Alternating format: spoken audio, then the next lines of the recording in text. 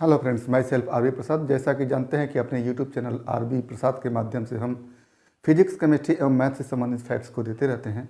तो यदि आप हमारे यूट्यूब चैनल पर पहली बार तो प्लीज़ चैनल को सब्सक्राइब कर लें ताकि हमारे द्वारा दिए गए हर वीडियो क्लिप का नोटिफिकेशन आपको मिलता रहे। आज हम फिजिक्स में कुछ महत्वपूर्ण क्वेश्चन को लेकर के आए हैं, जिसमें पहला क्वेश्चन है कि 5 मिमी अंतराल की दो झिर्रियों पर 5000 एंगस्ट्रॉम तरंगदैर्घ्य का प्रकाश लंबवत आपतित हो रहा है। झिर्रियों से 1 मीटर की दूरी पर स्थित पर्दे पर फ्रिंज बनती है। गणना कीजिए फ्रिंज की चौड़ाई क्या है, और दूसरा केंद्रीय दीप्त फ्रिंज से तीसरी दीप्त फ्रिंज की दूरी क्या है। तो ये यंग डबल स्लिट एक्सपेरिमेंट से संबंधित क्वेश्चन है जो इंटरफेरेंस पर आधारित है। तो इसमें सबसे पहले दिया हुआ है झिर्री की चौड़ाई, और वो होता है d = 5 मिमी है, तो इसको हम मीटर बना लेते हैं 10⁻³ से गुणा करके। झिर्री की चौड़ाई को हम स्मॉल d से लिखते हैं और इसका मान आपके सवाल में 5 मिमी या 5 × 10⁻³ मीटर दिया हुआ है। और इस झिर्री से पर्दे की दूरी 1 मीटर है, जिसको कैपिटल D से लिखते हैं, तो कैपिटल D 1 मीटर हो गया। और इस झिर्री पर 5000 एंगस्ट्रॉम तरंगदैर्घ्य का प्रकाश डाला जा रहा है। तो प्रकाश का तरंगदैर्घ्य लैम्डा = कितना है, 5000 एंगस्ट्रॉम, और जिसको आप मीटर बदलेंगे। अब आपसे पूछा गया फ्रिंज की चौड़ाई। पहला क्वेश्चन क्या है, फ्रिंज की चौड़ाई, जिसको हम W से लिखते हैं। तो W फार्मूला आपके सामने होता है d(λ/d). तो सब का मान आपके सामने है। D कैपिटल D 1 मीटर और लैम्डा 5000 × 10⁻10 मीटर अपान स्मॉल d 5 × 10⁻³ मीटर। यहाँ से आप देखेंगे 10⁻³ इसमें जाकर के 3 जुड़ जाएगा और ये 3 0 और है, तो क्या हो जाएगा हमारे पास 5 × 10⁻⁴/5 मीटर। ये आंसर बन के आएगा। क्या हो गया, यहाँ से 5 से कटा 10⁻⁴ मीटर। ये फ्रिंज की चौड़ाई हो गई। अब आपसे पूछा गया दूसरा केंद्रीय दीप्त फ्रिंज से तीसरे दीप्त फ्रिंज की दूरी। तो केंद्रीय दीप्त फ्रिंज से तीसरे दीप्त की फ्रिंज के लिए फार्मूला होता है x = n। ये क्या है, कौन से दीप्त फ्रिंज की दूरी जाननी है, तो n हो गया into w। x = n × w, तो n आपके पास है 3 और w आपके पास है 10⁻⁴ मीटर। तो तीसरे दीप्त फ्रिंज की केंद्रीय फ्रिंज से दूरी जो हो जाएगी उसको x से लिखते हैं, और इसका मान आ गया हमारे सामने 3 × 10⁻⁴ मीटर। तो ये यंग स्लिट एक्सपेरिमेंट का सवाल था, जिसमें आपसे फ्रिंज की चौड़ाई W पूछी गई थी। फार्मूला W = d(λ/d) होता है, और केंद्रीय दीप्त फ्रिंज से तीसरे दीप्त फ्रिंज की दूरी पूछी गई थी। तो उसके लिए आप x = जानते हैं n, कौन से दीप्त फ्रिंज की दूरी पूछी जा रही है, और w एक दीप्त फ्रिंज की चौड़ाई कितनी है, तो n × w करके हम इस x का मान निकाल लेंगे। तो आइए इसी तरह से दूसरा सवाल देखते हैं। दूसरा सवाल है किसी कुंडली के स्वप्रेरकत्व का मान 0.5 मिली हेनरी है। उसमें बहने वाली धारा 0.2 सेकेंड में 100 मिली एम्पियर से 500 मिली एम्पियर तक बढ़ती है। ऐसी स्थिति में कुंडली के सिरों के बीच विभवांतर की गणना कीजिए। ये विद्युत चुंबकीय प्रेरण का सवाल है। इसमें धारा में परिवर्तन के कारण कुंडली के सिरों के बीच विभवांतर उत्पन्न होता है, उसी को आपको ज्ञात करना है। तो इसके लिए आप लिखते हैं प्रेरित विद्युत वाहक बल, इसी को कुंडली के सिरों के बीच विभवांतर भी लिखते हैं। विभवांतर = L/dI/dt। यहाँ पर L क्या है, कुंडली का स्वप्रेरकत्व है, DI धारा में परिवर्तन, dt समय अंतराल, यानी कितने समय में ये धारा में परिवर्तन हुआ। तो आपके सामने सब कुछ लिखा हुआ। L का मान है 0.5 मिली हेनरी, और आप इसको हेनरी में बदलेंगे तो क्या हो जाएगा 0.5 × -3 हेनरी।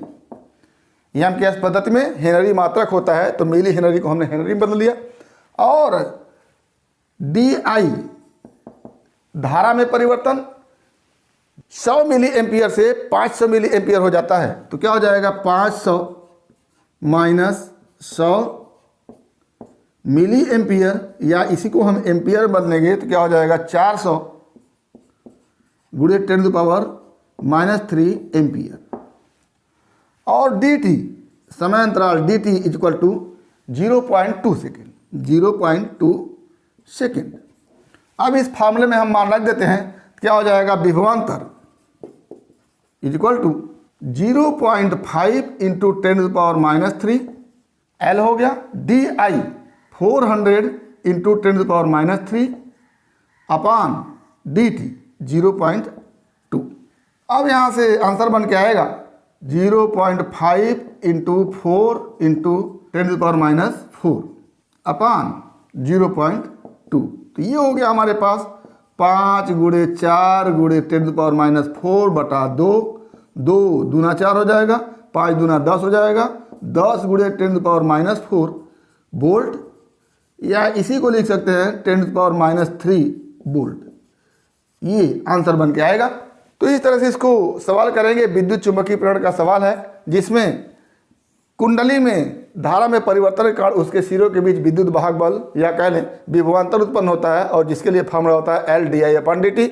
L का मान आपके पास मालूम है, DI धारा में परिवर्तन आप निकाल लेंगे, और DT कितने समय अंतराल में धारा में परिवर्तन हो रहा है वो आपके सवाल में दिया हुआ है, तो इसका मान रख करके इस तरह से आप निकालेंगे।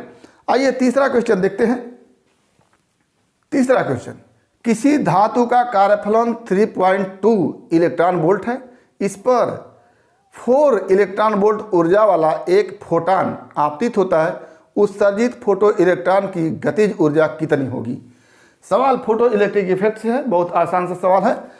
कार्यफलन आपको दिया गया है, कार्यफलन जिसको W से लिखा जाता है, W इक्वल टू है 3.2 इलेक्ट्रॉन वोल्ट, और जो फोटॉन की ऊर्जा है बराबर 4 इलेक्ट्रॉन वोल्ट। अब कोई ये धातु का सतह होता है, इस पर ये फोटॉन आपतित होता है जो अपनी ऊर्जा hν लेकर के, और इस पर आपतन के पश्चात W ऊर्जा इसकी खर्च हो जाती है इलेक्ट्रॉन को निकालने में, और जो ऊर्जा बचती है उसी ऊर्जा से इलेक्ट्रॉन निकलता है, और वो ऊर्जा इसमें काइनेटिक एनर्जी के रूप में होती है।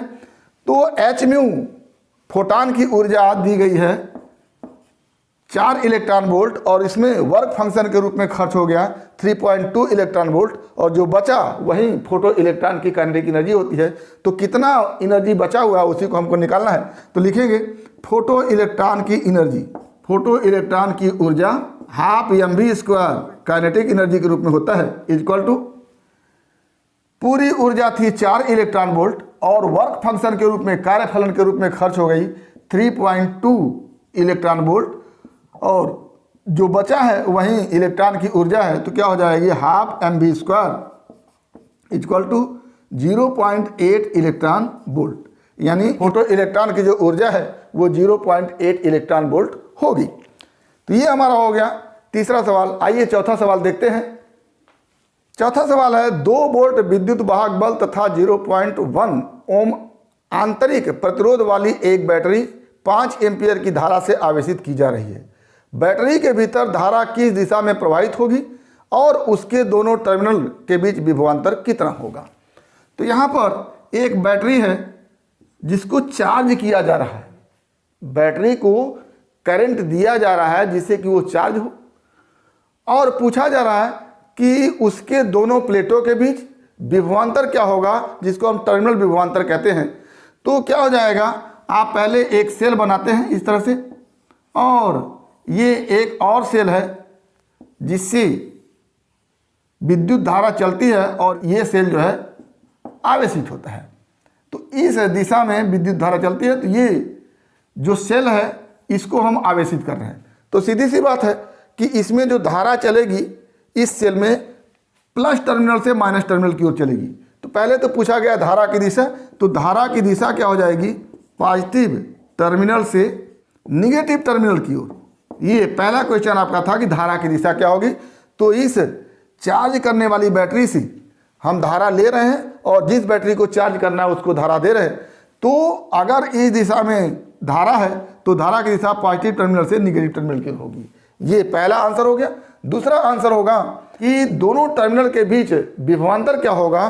तो आप जानते हैं कि E equal to V plus IR होता है, और यहाँ पर तब होता है ये फॉर्मूला जब इस सेल से धारा ली जाती है। यहाँ पर इस सेल को धारा दी जा रही है, और जब धारा दी जा रही है तो I का मान निगेटिव में होगा। तो यहाँ से E का मान आपके सामने है 2 वोल्ट, और V का मान पूछा जा रहा है। I का मान, चूंकि इस सेल को धारा दी जा रही है तो ऐसी स्थिति में I का मान निगेटिव होगा। तो क्या हो जाएगा 5 एम्पियर निगेटिव के साथ, और आंतरिक प्रतिरोध स्मॉल r इक्वल टू है 0.1 ओम। अब इन सब का मान हम इसमें रख देते हैं। तो क्या हो जाएगा E equal to V plus I की जगह -5 इंटू R की जगह 0.1, और यहाँ से क्या हो जाएगा हमारे पास E equal to V minus 0.5, और यहाँ से V इक्वल टू क्या हो जाएगा E प्लस 0.5, और E का मान है हमारे पास। तो यहाँ से V इक्वल टू हो जाएगा E 2 volt plus 0.5 equal to क्या हो जाएगा 2.5 वोल्ट। ये हमारा आंसर हो गया। तो यहाँ पर इस फार्मूले में हम चार्जिंग के समय I का मान निगेटिव रखते हैं और डिस्चार्जिंग के समय I का मान पॉजिटिव रखते हैं। चार्जिंग का मतलब जब किसी सेल को चार्ज किया जाता है तो उसको करंट दिया जाता है, तो ऐसी स्थिति में I का मान क्या होगा निगेटिव होगा, और जब उससे करंट लिया जाता है तो I का मान पॉजिटिव होगा। तो क्या लिखेंगे चार्जिंग के समय I जो होता है वो निगेटिव होता है, और डिस्चार्जिंग के समय I क्या होता है पॉजिटिव होता है।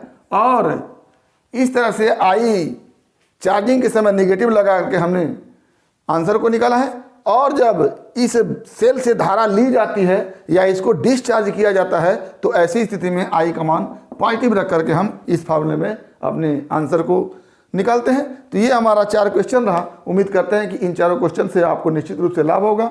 इसी तरह के अन्य क्वेश्चन के लिए आप हमारे YouTube चैनल RB प्रसाद को सब्सक्राइब करें, ताकि इस तरह के वीडियो क्लिप का नोटिफिकेशन आपको सबसे पहले मिले और आपके फिजिक्स की मुकम्मल तैयारी होती रहे। तो आज बस इतना ही। इसी तरह के अन्य सवालों के साथ हम फिर अगले वीडियो क्लिप में होंगे। तब तक के लिए धन्यवाद।